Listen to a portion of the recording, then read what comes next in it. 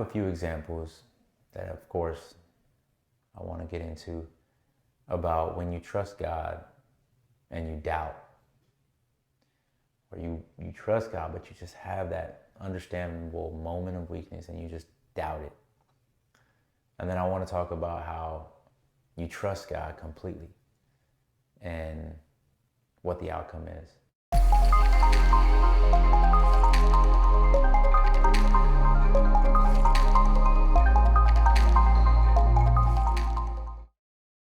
So the first example is going to be this couple named Zachariah and his Elizabeth.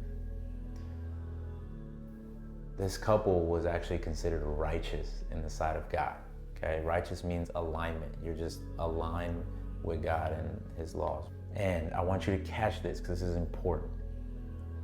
Culture in their time, and back in the day, kids were considered a blessing and a big part of social status.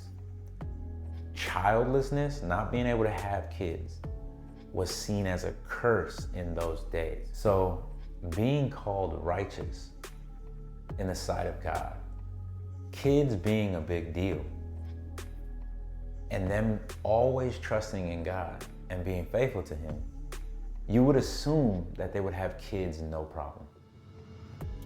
But guess what? Elizabeth was barren.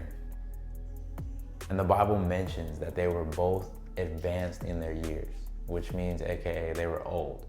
So they were just going through years and years and years of their social status feeling as if they were cursed. And yet they were right with God. They were righteous in the sight of God, is what the Bible says. And they were still feeling like they were cursed throughout because they couldn't have that based off of the social status. And so I want you to think about how they would feel. The pressure from others, feeling of always being faithful to God and still not getting what you want or think you deserve. It's really easy to stop trusting God at that point. I have to touch on this one point that's really powerful and you have to grab this, okay? Regardless if you know God and serve him faithfully, or you don't know God at all, we all go through tough seasons in life that bring us to a crossroads of deciding where to place our trust. The trusting process is still the same. We have to decide where we are going to place our trust, regardless of what our current season is. So I say that to say, no one is above the process of placing their trust, okay? You gotta grasp that, okay? Even with their old age and the lack of cultural status, Zacharias made the choice to keep on praying. The word says that an angel of the Lord told Zacharias that his prayer had been heard and that they would indeed actually have a child. And I thought this was awesome when I looked this up and I was researching that Zacharias in the Hebrew actually means God remembers. And so it's pretty cool that how all that ties in. And stay with me because you got to hear the ending of this story. It's mind-blowing how God works. But this is where the moment of understandable weakness comes in. Zacharias actually ends up doubting the word that the angel gave him, that they would have a child. Instead, he asked how, because they were old, right? They were advanced in their years, him and his wife. And so, just a little segue, sometimes we don't always have to know how. We just have to believe, okay? We don't always have to know how, we just have to believe. Okay, grasp that. Instead of his trust being placed in the word that God sent, he placed it in the fact that they were old. Now, if an angel showed up in front of me and said my prayer had been heard, I mean, angels are next level, you know what I mean? Like, but we can't judge. I don't know if you've been there, I haven't been there, but Zacharias was there, and so he doubted. He had a moment where like he trusted in the fact they were old more than he trusted in this heavenly being showing up saying that your prayer had been answered. Even though they were seen as righteous in the sight of God, he still had a moment of doubt. You have to understand that doubts are a real part of life. And the same principle as before that I talked about. Whether you know God or not, we all have moments of doubt.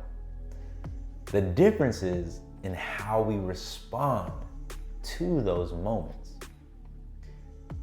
Don't let your doubts keep you from trusting God. He has a way of making a way where there is no way.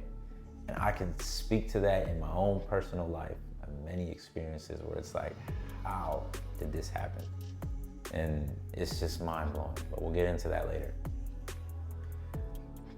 Because Zacharias doubted, he was unable to speak until after the baby's birth. Now, there is something to be said about the power of our words. God will silence us for our own good sometimes. And sometimes remaining silent is actually considered wisdom. And you can all probably agree with that, because sometimes it's just better to keep your mouth shut than just say things you don't need to be saying. It's better to be silent than to speak doubt. And it makes me think, I just have to bring it up because it's my childhood, the thumper rule. If you ain't got nothing nice to say, don't say nothing at all. And that counts with the thoughts that come into your mind, the things that you deal with, the negative feelings, the emotions, the doubts, the fears, the frustrations. I understand that sometimes we have to release it, but release it with the power of your words in a way where you are speaking life to them and not just releasing negative emotions and frustrations out. If that makes sense, I hope you understand what I'm trying to say there. The amazing thing, this is where it all kind of comes together for them. The amazing thing about all this is that the baby that they had ended up being the cousin of Jesus Christ, John the Baptist. And John the Baptist actually prepared the way for God, like Jesus. And so when you understand, like, you also have to understand that the Bible isn't a religious book. It's about a king, a kingdom, and that king's royal family. And so if you understand kingdoms and kings, and you can really start to understand the Bible a little bit more. And so kings, they don't just show up, they send someone before them to prepare the way. Okay, they go and check it out, they scope it out, they announce that, hey, the king is coming, the king is coming. You can look this up, okay? That's why I just wish you guys would get this kingdom concept, because the Bible is not a religious book. It's also called the law of God. It's the constitution of the kingdom of heaven. Same way the United States has a constitution. Well, the kingdom of heaven has a constitution, and it's the Bible. So don't get it all mixed up with all that religious stuff, okay? Let's get into this. Here we go. I kind of got off topic, but we got to bring it back. Not getting what you want when you want it will test you in a big way, okay? That's happened to me. I'm sure it's happened to you. Man, that's a tough test, okay? Will you let the outside pressure cause you to make a premature decision? Will you let the internal pressure cause you to make a poor decision? Or will you be wise and confident in where you place your trust? That is the big question.